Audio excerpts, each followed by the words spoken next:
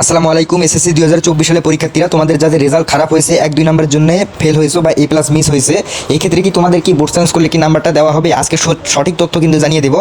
আমি নিজেও একজন পরীক্ষার্থী, পরীক্ষা দিয়েছিলাম এসএসসি পরীক্ষা। তো আমি বোর্ড সায়েন্স করেছিলাম, কিন্তু আমার রেজাল্টটা পরিবর্তন হয়নি বলতে গেলে আমার রেজাল্ট পরিবর্তন হয়নি। আমি ফেল করি নাই, কিন্তু বোর্ড সায়েন্স করছি, কিন্তু আমার রেজাল্টটা পরিবর্তন হয়নি, মানে 1-2 নাম্বার বাড়িয়ে দেয়নি আমাকে। তো তোমরা অবশ্যই যারা ফেল করছো তাদেরকে 1-2 নাম্বার বাড়িয়ে দেওয়ার সম্ভাবনাটা 100% রয়েছে, যা তারা গ্রেস নাম্বারটা পাবে। তো তোমরা অবশ্যই গ্রেস নাম্বারটা নিবে, বোর্ড সায়েন্স করবে। বোর্ড সায়েন্স করলে অবশ্যই গ্রেস নাম্বারটা দেওয়া হবে ইনশাল্লাহ। কোনো চিন্তা করবে না, আল্লাহ তাআলা চাইলে সব কিছুই সম্ভব। তোমাদের অবশ্যই দেখিও তো বোর্ডের কর্মকর্তারা ইনশাল্লাহ পাশ করে দিবে। তাদের মন মানসিকতা 1-2 নাম্বার এটাকে আটকাবে না, তারা অবশ্যই পাশ করে দিবে। MCQতে যদি শর্ট হয় ইনশাল্লাহ তাদেরকে বলা হবে তারা যেন দেয়, ইনশাল্লাহ দিয়ে দিবে। তারা ভালো মানুষ, তারা দিয়ে দিবে ইনশাল্লাহ। তোমাদের কোনো চিন্তা করতে হবে না।